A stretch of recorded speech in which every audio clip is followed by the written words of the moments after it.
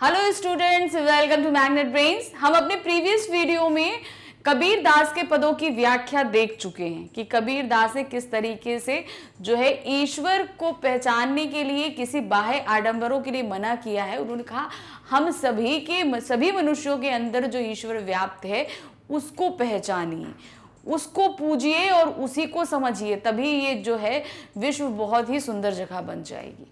अब इसी पदों पर आधारित कुछ प्रश्न हमारी पाठ्य पुस्तक में दिए हुए हैं, उनके उत्तरों को अब हम करेंगे। तो प्रश्न 1 हमारा है, कबीर की दृष्टि में ईश्वर एक है, इसके समर्थन में उन्होंने क्या तर्क दिए हैं? कि मतलब ईश्वर एक है तो इसके समर्थन में क्या सारे तर्क दे रहे हैं कि नहीं एक ही है, इसका तर्क हमें बताना है। सब लोग बोलते हैं ना भाई, हिंदू बोलते हैं राम है, मुसलमान रहीम, तो सिख कुछ बोलते हैं, जैन कुछ हैं, बौद्ध कुछ है, सब अलग अलग तरीके से बोलते हैं। तो वही चीज है, मगर कबीर ने क्या बोला कि नहीं ईश्वर सिर्फ एक है। तो इसका कारण उन्होंने क्या बताया है? कबीर की दृष्टि में ईश्वर एक है, सब इसके समर्थन में उन्होंने निम्नलिखित तर्क दिए हैं। क्या तर्क दिए हैं? कबीर के अनुसार जिस प्रकार विश्व में एक ही वायु और जल है, उसी प्रकार संपूर्ण संसार में एक ही परम ज्योति व्याप्त है। कि मतलब जब सभी कुछ एक है तो उसको जागृत करने वाला, सबको बनाने वाला भी तो एक ही होगा। सभी मानव एक ही मिट्टी से अर्थात ब्रह्म द्वारा निर्मित हैं, यानी कि ईश्वर ने ही सभी को निर्मित किया है। परमात्मा लकड़ी में अग्नि की तरह व्याप्त है, जिस तरह लकड़ी के अंदर अग्नि व्याप्त रहती है, उसी तरीके से परमात्मा भी मनुष्य के शरीर में उसी प्रकार से व्याप्त है। एक ही मिट्टी से सब बर्तन अर्थात सभी जीवों का निर्माण हुआ है, कि जिस तरीके से कुम्हार एक ही मिट्टी से सभी बर्तनों का निर्माण करता है, उसी तरह ईश्वर ने भी सभी मनुष्यों का निर्माण किया है। तो ये सारे तर्क जो हैं ये कबीर जी ने प्रस्तुत किए हैं कि ईश्वर एक है, इसको हम सब अलग अलग करके ना कहें।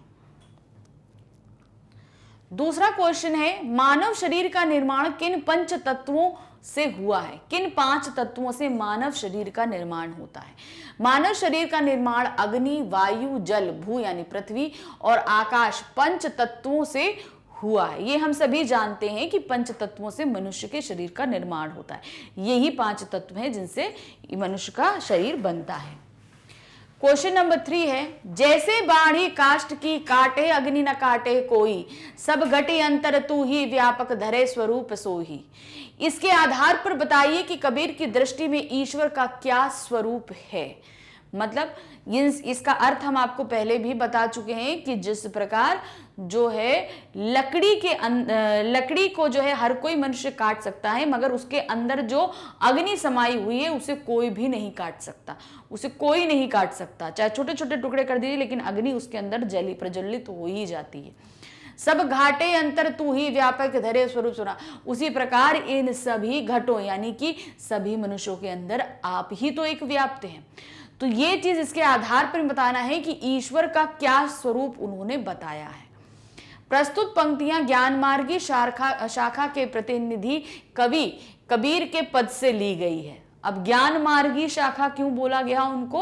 उन्होंने हमेशा ज्ञान का मार्ग सभी को दिखाया है कि ईश्वर ये नहीं है कि आप पत्थर पूजिए, आप तीर्थ करिए, इन सब में नहीं है।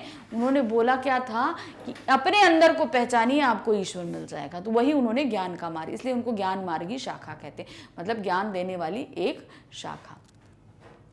कबीर की दृष्टि में ईश्वर का स्वरूप अविनाशी है, मतलब उसको मिटाया नहीं जा सकता है।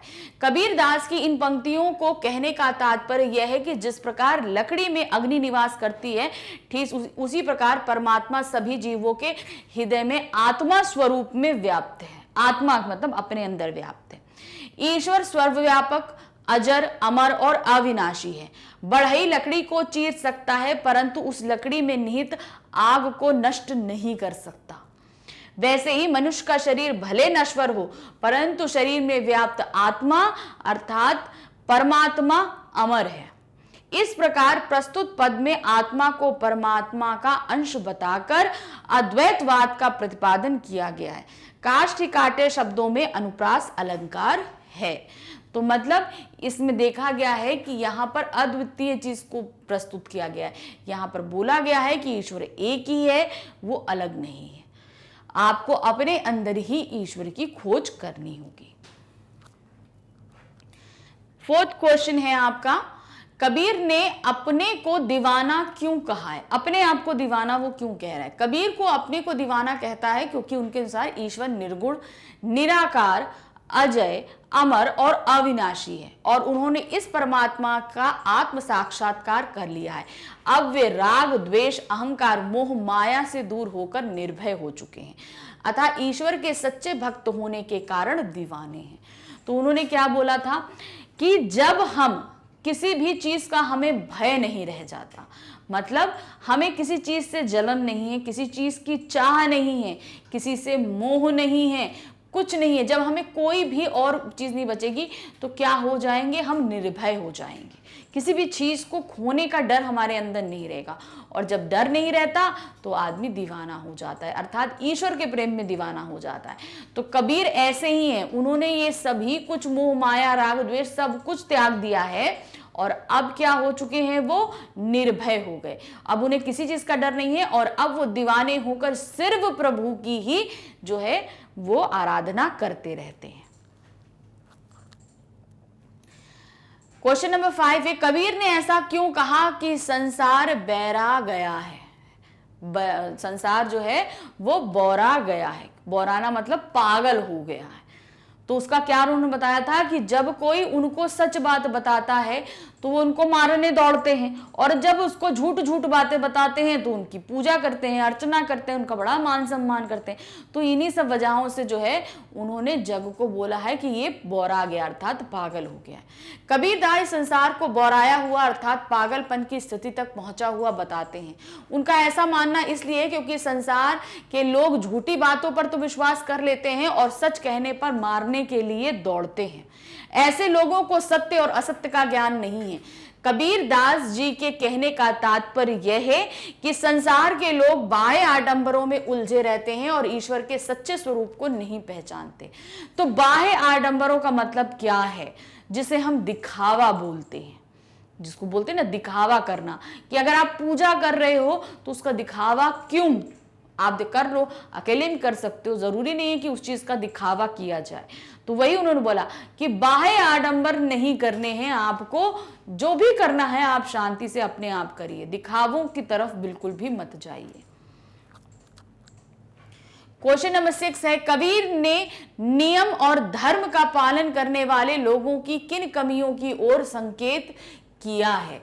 तो उन्होंने बोला कि वो लोग क्या करते हैं, पत्थर को पूजते, पीपल को पूजते, इस तरीके से पूजन वाला कार्य करते हैं, वो अपने अंदर की चीजों को नहीं समझते हैं।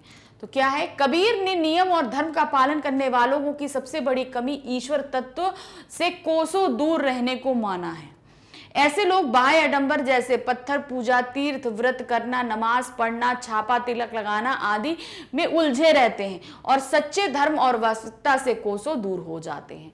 तो इन सब चीजों में बाह्य आडंबर उलझे रहते हैं और जो सही चीज है, जिसको समझना चाहिए, मानना चाहिए, उन सब से बहुत ही दूर हो जाते हैं।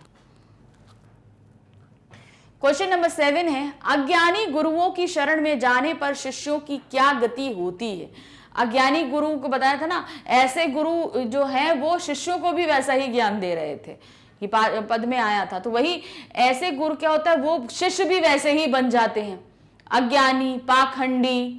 ठीक है, तो यही हाल शिष्यों का होता है। अज्ञानी गुरु माया, अहंकार, धार्मिक पाखंडों और बाह्य आडंबरों में विश्वास रखते हैं और इसी प्रकार की शिक्षा वे अपने शिष्यों को दे देते हैं। इसी कारण ऐसे गुरुओं की शरण में जाने से शिष्य सही ज्ञान नहीं प्राप्त कर पाते और अंधकार के गर्त में डूबते चले जाते हैं। मतलब सच्चाई क्या है वो नहीं समझ पाते और अंत तक ही ऐसी जगह पर चले जाते हैं जहां उसका कोई मतलब ही नहीं रहता। नेक्स्ट और लास्ट क्वेश्चन है, बाह्य आडंबरों की अपेक्षा स्वयं यानी कि आत्म को पहचानने की बात किन पंक्तियों में कही गई है, उन्हें अपने शब्दों में लिखिए। जहां पर बोला गया है कि बाह्य आडंबरों को छोड़ दीजिए और अपने अंतरात्मा को पहचानिए, ऐसी पंक्तियां आपको पदों में से खोज के लिखनी है। तो क्या है, बाह्य आडंबरों की अपेक्षा स्वयं यानी आत्म को पहचानने की बात निम्नलिखित पंक्तियों में कही गई है। टोपी पहिरिए माला पहिरिए छाप तिलक अनुमाना, साखी सबत गाबत बूले आत्म खबरे ही न जाना। तो इसका मतलब क्या है, इन पंक्तियों का भाव यह है कि हिंदू और मुसलमान दोनों धर्मों के लोग बाह्य आडंबर में उलझे रहते हैं। कोई टोपी पहनता है, कोई तिलक लगाता है और अपने अपने अहंकार का प्रदर्शन करते हैं। वे साखी शब्द गाकर अपने आत्म स्वरूप को ही भूल जाते हैं।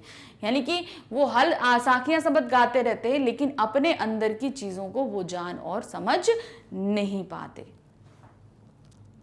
तो इस तरीके से यहाँ पर कबीर जी के सभी प्रश्न उत्तरों को हमने यहाँ पर समझाया आपको, उनके पदों को, लेकिन इसके अलावा भी पदों पे आधारित बहुत से प्रश्न उत्तर आपके सामने प्रस्तुत किए जा सकते हैं। इसलिए पदों की जो व्याख्या हमने कराई थी उसे सावधानी पूर्वक देखिएगा और समझिएगा, क्योंकि जब एक बार आप पद समझ लेंगे तो कोई भी प्रश्न अगर आपसे किया जाए तो उसे आप इजीली बना सकते हैं। तो ये पाठ यहीं खत्म किया। Thank you, bye bye.